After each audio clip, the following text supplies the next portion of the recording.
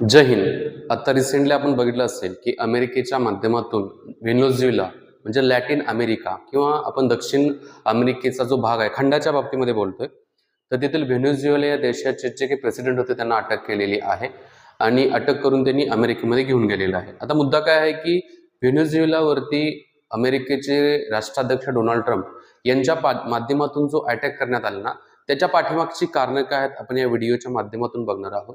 आणि त्याचबरोबर व्हेनेझुएला आता एवढ्या प्रकार झोतामध्ये का आलेला आहे ते पण बघणार आहोत. आता मुद्दा हा आहे की अमेरिकेचे राष्ट्राध्यक्ष डोनाल्ड ट्रम्प यांच्या माध्यमातून जो व्हेनेझुएला आत्ताच नाही तर बऱ्याच दिवसापासून टार्गेट केलेलं होतं. याच्या पाठीमागच्या काही न्यूज ज्या होत्या ना त्या न्यूजमध्ये पण ते सांगण्यात आलं होतं. जगामध्ये सगळ्यात जास्त ऑइल रिझर्व्ह जो आहे ना म्हणजे क्रूड ऑइल वगैरे आहे सगळ्यात जास्त व्हेनेझुएला या देशामध्ये आहे. जर तुम्ही नकाशामध्ये बघितलं तर या ठिकाणी तुम्हाला दिसेल की हा एक ब्लँक नकाशा मी तुमच्या समोर मांडलेला आहे. तर याच्यामध्ये तुम्ही बघितलं तर या ठिकाणी बघा हा व्हेनेझुएला हा देश येत आहे बघा. हा व्हेनेझुएला आहे, हा USA अमेरिका आहे बघा. आणि आपला इंडिया बघितलं तर इथं आपला काय येत आहे तर भारत इंडिया येत आहे बघा. ओके. आता मुद्दा काय येतो की हे जे अमेरिका आहे, अमेरिकेला हा देश का महत्वाचा आहे की इथला जो मिडल ईस्टचा जो भाग येतो, काही प्रमाणामध्ये मिडल ईस्टचा जो भाग येतो ना या ठिकाणी इथला भाग मी म्हणेन, तर या भागामध्ये मॅक्सिमम काय आहे तर ऑइल रिझर्व्ह आहे. जसं सौदी अरेबिया असेल, इराक असेल, इराण असेल, कुवेत वगैरे असेल. तर या ठिकाणी मॅक्सिमम मोठ्या प्रमाणामध्ये काय आहे तर याचे साठे आहेत, ऑइलचे साठे आहेत. बट कंपॅरेटिव्हली जर बघितलं तर हा जो भाग आहे या भागाला काय म्हणण्यात आलेला आहे तर दक्षिण अमेरिकेचा भाग येत आहे बघा. हा दक्षिण अमेरिका आहे आणि हा उत्तर अमेरिका खंडाच्या बाबतीमध्ये येत आहे. तर या ठिकाणी खूप मोठ्या प्रमाणामध्ये ऑइल रिझर्व्ह आहे, त्यातल्या त्यात व्हेनेझुएलामध्ये आहे. आता इथे एंट्री करण्यासाठी मग डोनाल्ड ट्रम्प यांच्यासाठी एक काय मिळालं तर करंटलीचं रिझन त्यांनी काय दिलेलं आहे की हे अटॅक करण्यापाठीमागचं, अटॅक इन द सेन्स की मिलिटरी प्राचरण करण्यापाठीमागचं रिझन म्हणजे यांच्या माध्यमातून व्हेनेझुएला जो आहे ना यांच्या माध्यमातून काय केलं जात आहे तर अमेरिकेमध्ये काय केलं जात आहे तर ड्रग सप्लाय केला जात आहे बघा. ड्रग ट्रॅफिकिंग केलं जात आहे, ड्रग सप्लाय केलं जात आहे. हे कारण पुढे करून काय केलेलं तर अमेरिकेच्या माध्यमातून इथं व्हेनेझुएला बऱ्याच वेळेला सांगण्यात आलं होतं, पण त्यांनी ऐकलं नाही. त्यामुळे यांच्यावरती काय केलेलं तर एक प्रकारचा अटॅक केलेला आहे. त्या ड्रग कार्टलमध्ये या व्हेनेझुएलाचा जो राष्ट्राध्यक्ष जो आहे तो मेन होता आणि त्याच्यावरती काय करण्यात आलं, त्याला त्याच्या पत्नीला अटक केलेली आहे.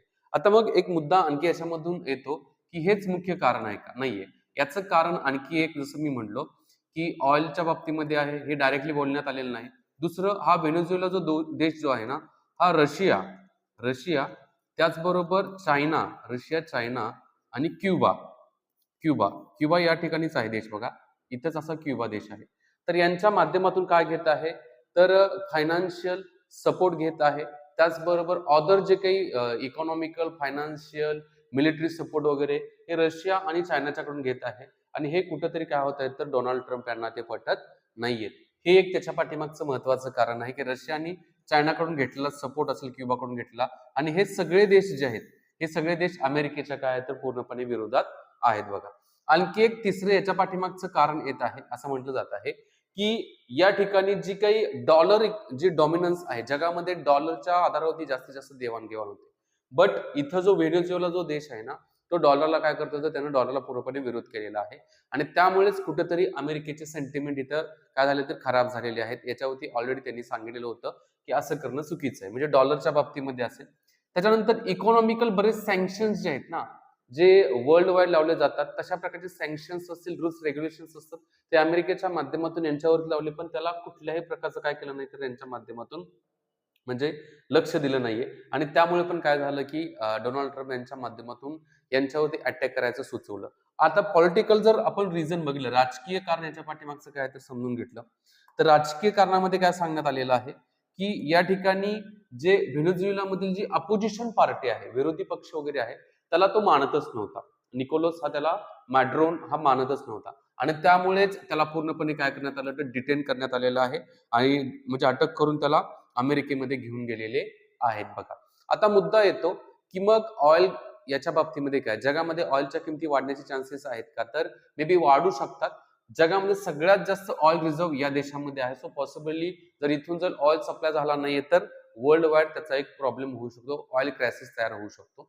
आता डोनाल्ड ट्रम्प काय म्हणतात, की आत्ताच्या घडीला तरी एक इंटरिम पद्धतीने आम्ही काय करू तर व्हेनेझुएलाचं सरकार स्वतः चालवणार आहे. याच्यामध्ये कुणालाही आम्ही काय करणार नाही, तर अपोजिशन वाल्यांना पण पुश केलं जाणार नाहीये. बघा, जगामधील बाकीच्या देशांच्या मध्ये जिथं ऑइल सप्लाय यांच्या माध्यमातून, भारतामध्ये पण या व्हेनेझुएलाच्या माध्यमातून काय केलं जातं, ऑइल सप्लाय केलं जात आहे. याच्यावरती पण थोडा काय होणार तर निगेटिव्ह परिणाम पाहायला भेटणार आहे. बघा, आता येणाऱ्या कार्यकाळामध्ये ट्रम्प यांची नीती काय असू शकते, नीती पॉलिसी काय असू शकते या बाबतीमध्ये, ते आपल्याला येणाऱ्या कार्यकाळामध्ये समजेल. अशा प्रकारच्या इन्फॉर्मेटिव्ह व्हिडिओसाठी चॅनल सबस्क्राईब नक्की करा. जय हिंद मित्रांनो.